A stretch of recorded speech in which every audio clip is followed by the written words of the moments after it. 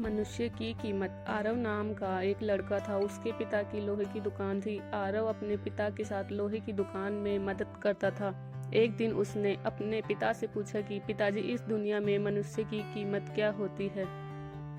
अपने छोटे से बच्चे के इस सवाल से पिताजी हैरान रह गए। वो सोचने लगे कि आखिर इस बालक को ऐसा सवाल क्यों हुआ। पिताजी ने अपने बेटे को कहा कि बेटा, किसी भी मनुष्य की कीमत को आंकना बहुत ही मुश्किल होता है, क्योंकि उसकी कीमत अनमोल होती है। बेटे ने पूछा, वह कैसे पिताजी? अगर सभी मनुष्य की कीमत अनमोल होती है तो फिर कोई अमीर और कोई गरीब क्यों? किसी को कम रिस्पेक्ट मिलती है तो किसी को ज़्यादा क्यों मिलती है?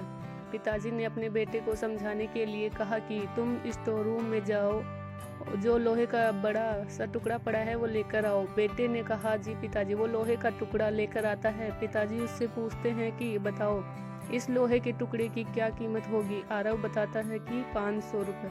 पिताजी अब उससे पूछते हैं कि अगर मैं इस टुकड़े के छोटे छोटे कील बना दूं तो फिर उसकी क्या कीमत होगी?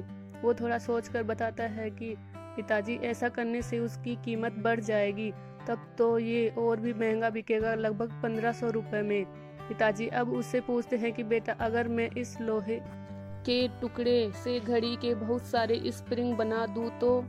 आरव कहता है कि पापा, फिर तो इससे और भी ज्यादा पैसे मिलेंगे। पिताजी अपने बेटे को समझाते हुए बोलते हैं कि ठीक इस लोहे के टुकड़े की तरह ही मनुष्य की कीमत होती है। मनुष्य की कीमत भी इसमें नहीं होती है कि अभी वो क्या है, बल्कि इसमें होती है कि वो अपने आप को क्या बना सकता है। आरव अब समझ चुका था कि उसके पिता क्या कहना चाहते हैं। हम भी अपनी कीमत आंकने में कई बार गलती कर देते हैं।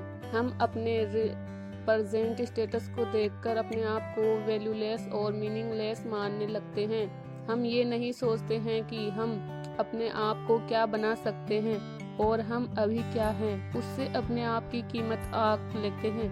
हमें हमेशा अपने आप को इम्प्रूव करते रहना चाहिए और अपनी सही कीमत प्राप्त करने की दिशा में आगे बढ़ते रहना चाहिए। अगर दोस्तों आपको इस कहानी से कुछ भी सीखने को मिलता है तो मेरे चैनल को सब्सक्राइब और लाइक ज़रूर करें।